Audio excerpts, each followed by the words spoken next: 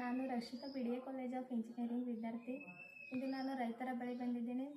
ಕೃಷಿ ಹಾಗೂ ನಮ್ಮ ಯಂತ್ರದಿಂದ ಆಗುವ ಅನುಕೂಲಗಳನ್ನು ಚರ್ಚೆ ಮಾಡೋದು. ನಿಮ್ಮ ಹೆಸರು? ನಮ್ಮ ಹೆಸರು ಸಿದ್ಧಲಿಂಗ ಹಿರೇಮಠ. ನೀವು ಎಷ್ಟು ವರ್ಷದಿಂದ ಕೃಷಿ ಮಾಡ್ತೀರಿ? ನಾವು 25 ವರ್ಷದಿಂದ ಮಾಡ್ತೀವಿ. ನಿಮ್ಮ ಊರು? ನಮ್ಮೂರು ಗುಲ್ಬರ್ಗ ಜಿಲ್ಲೆ ಜೇವರ್ಗಿ ತಾಲೂಕು ಹರವಾಳ ಗ್ರಾಮ. ನಿಮ್ಮ ಮಣ್ಣಿನ ಪರೀಕ್ಷೆ ಮಾಡ್ತೀರಿ? ಮಾಡಿಸ್ತೀವಿ. ನಿಮ್ಮ ಮಣ್ಣಿನ ಪರೀಕ್ಷೆ ಎಲ್ಲಿ ಮಾಡಿಸ್ತೀವಿ? ಇಲ್ಲಿ ಕೃಷಿ ವಿಜ್ಞಾನ ಕೇಂದ್ರ ರದ್ದೇವಾಡಿಗೆ ಜೇವರ್ಗಿ ತಾಲೂಕು.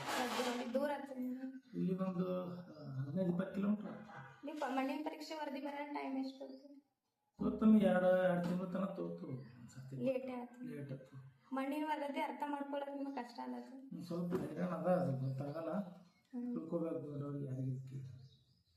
ಪ್ರತಿ ಹಂಗಾಮ ಆರಂಭಕ್ಕೆ ಮೊದಲು ಮಣ್ಣು ಟೆಸ್ಟ್ ಮಾಡಿಸ್ತೀವಿ. ಸರಿಯಾದ ಮಣ್ಣಿನ ಮಾಹಿತಿ ಇರೋದ್ರೆ ಬೆಳೆಗಳ ಮೇಲೆ ಪರಿಣಾಮ ಬೀರುತ್ತೆ. ಬೀರ್ತದೆ. ಗೊತ್ತಾಗಲಿಲ್ಲ ಅಂದ್ರೆ ಯಾವುದೇ ಒಂದು ಗೊಬ್ಬರ ಹಾಕ್ತೀವಿ ಅಂದ್ರೆ ಗೊತ್ತಾಗಲಾರ್ದೆ ಹಾಕ್ತೀವಿ ಅಂದ್ರೆ ಸ್ವಲ್ಪ ಪರಿಣಾಮ ಬೀರ್ತದೆ. ತಕ್ಷಣ ಮಣ್ಣಿನ ಮಾಹಿತಿ ನೀಡುವ ಪೋರ್ಟಬಲ್ ಯಂತ್ರ ನಿಮಗೆ ಉಪಯೋಗವಾಗ್ತದೆ. ಈಗ ನಾವು ಯಾವುದೇ ಒಂದು ಯಂತ್ರ ಕಂಡುಹಿಡಿದು ಅದು ನಿಮಗೆ ಹೆಲ್ಪ್ ಆಗ್ತದೆ. ಹೆಲ್ಪ್ ಆಗ್ಬೋದು.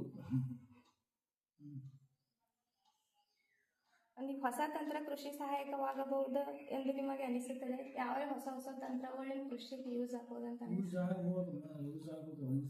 ಹೊಸ ಏನಾರು ಮಾಡಬೇಕು, ಹೊಸ ಮಾಡಿದ್ರೆ ಚಂದ. ಈಗ ನಾವೊಂದು ಯಂತ್ರ ಮಾಡಿದ್ರೆ ಅಂದ್ರೆ ಅದು ಸೌಂಡ್ ಲಿಂತ್ ಇರ್ಬೇಕೇನು, ಅಕ್ಷರಗಳ್ದಾಗ ಡಿಸ್ಪ್ಲೇ ಆಗ್ಬೇಕಂತ ಅನಿಸ್ತದೆ. ಅಂದ್ರೆ ರೈತರಿಗೆ ಹೆಲ್ಪ್ ಆಗಲ್ಲ. ಸೌಂಡ್ ಲಿಂದ ಹೇಳತ್ರ ಹೆಲ್ಪ್ ಆಗ್ತದೆ, ನೀನು ಅಕ್ಷರಗಳಿಗೆ ಡಿಸ್ಪ್ಲೇ ಕಾಮನ್ ಆಗಿ ರೈತರು ಓದಿರಲ್ಲ ಅಂದ್ರೆ ಸೌಂಡ್ ಈಗ ಯಾರು ಓದ್ಲಾರ್ದು ಇರಲ್ಲ ರೈತರು. Thank you.